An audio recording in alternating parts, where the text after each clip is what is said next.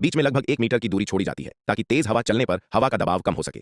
हिंद महासागर से आने वाली तेज हवाओं का सामना करने के लिए पूरी संरचना को मजबूत बनाने हेतु 10 मिमी के एक्सपेंशन बोल्ट लगाए जाते हैं। शुरुआत में कारीगरों ने पुराने ड्रिल की छोटी बैटरी निकालकर उसकी जगह बड़ी बैटरी लगा दी ताकि ड्रिल लंबे समय तक लगातार काम कर सके। इसके बाद इलेक्ट्रिक ड्रिल की मदद से इमारत की छत पर छेद किए जाने लगे। सौभाग्य से यह इमारत काफी मजबूत कंक्रीट की बनी थी। यदि यह किसी साधारण मकान की दीवार होती तो इतनी शक्तिशाली ड्रिल आसानी से उसे आर पार कर देती। छेद की सही गहराई सुनिश्चित करने के लिए ड्रिल बिट पर हरे रंग की टेप लगाई गई थी जो गहराई का निशान थी।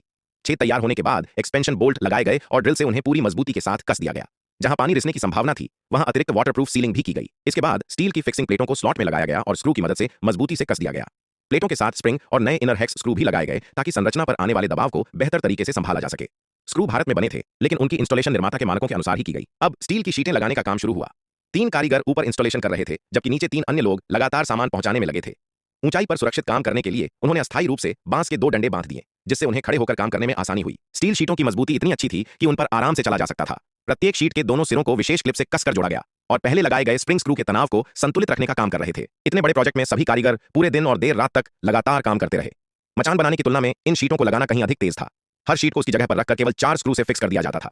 फोटोग्राफर के अनुसार पूरी इंस्टॉलेशन रात लगभग 10 बजे पूरी हुई। अब बारी थी इन्वर्टर और इलेक्ट्रिकल सिस्टम लगाने की। सबसे पहले लगभग 20 किलोवाट क्षमता वाला एक शक्तिशाली इन्वर्टर खोला गया। इसकी बनावट बेहद मजबूत थी। यह चीन की प्रसिद्ध कंपनी डाई का इन्वर्टर था। इसके पैनल पर लगे 3 इनपुट देखकर स्पष्ट था कि यह 3 फेज सिस्टम के लिए बनाया गया है। जो लोग इलेक्ट्रिकल सिस्टम की जानकारी रखते हैं वे जानते हैं कि 3 फेज सप्लाई में प्रत्येक फेज का वोल्टेज लगभग 230 वोल्ट होता है जबकि 2 फेज के बीच लगभग 380 से 400 वोल्ट प्राप्त होते हैं।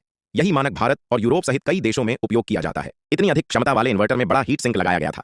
उसके नीचे 3 शक्तिशाली कूलिंग फैन लगे थे जो लॉट 50% से अधिक होने पर अपने आप चालू होकर मशीन को ठंडा रखते हैं। इसके बाद बैटरी बैंक की बारी आई। प्रत्येक बैटरी की क्षमता लगभग 51.2 किलोवाट घंटे थी और कुल 10 बैटरियां लगाई गईं। सामान्य घरों के लिए 1 या 2 बैटरियां ही पर्याप्त होती हैं लेकिन इतने बड़े सिस्टम के लिए अधिक स्टोरेज क्षमता की आवश्यकता थी। इंस्टॉलेशन के दौरान इन्वर्टर का पिछला कवर हटाकर दीवार पर पहले माउंटिंग प्लेट लगाई गई।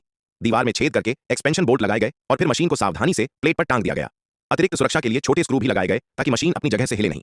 मशीन और दीवार के बीच पर्याप्त जगह छोड़ी गई जिससे हवा का प्रवाह बना रहे और हीट डिसिपेशन सही तरीके से हो सके। इसके बाद सभी इलेक्ट्रिकल एक्सेसरीज खोली गईं। निर्माता द्वारा दिए गए पावर डिस्ट्रीब्यूशन बॉक्स की गुणवत्ता काफी अच्छी थी। स्थानीय बाजार में मिलने वाले सामान्य बॉक्स अक्सर कुछ समय बाद जंग खा जाते हैं लेकिन इस बॉक्स की गुणवत्ता कहीं बेहतर थी। इसके अंदर 63A 4 पोल स्विच लगाए गए थे। पावर डिस्ट्रीब्यूशन बॉक्स भारत में निर्मित था जिससे स्पष्ट होता है कि कुछ सहायक उपकरण स्थानीय स्तर पर ही उपलब्ध कराए गए थे। अतिरिक्त सुरक्षा के लिए स्विच के साथ सर्ज प्रोटेक्टर भी लगाया गया जो भारतीय ब्रांड का था। हालांकि मुख्य इन्वर्टर आयातित था लेकिन कई सहायक उपकरण स्थानीय रूप से लिए गए थे। इससे लागत कम होती है और रखरखाव भी आसान हो जाता है बशर्ते उनकी गुणवत्ता मानकों के अनुरूप हो। पहले भारत में कई जगह बिजली की लाइनें सीधे ट्रांसफार्मर से बिना पर्याप्त सुरक्षा के जोड़ी जाती थीं जिससे दुर्घटनाओं का खतरा बना रहता था। लेकिन इस तरह के आधुनिक सिस्टम की इंस्टॉलेशन के लिए प्रशिक्षित तकनीशियनों की आवश्यकता होती है।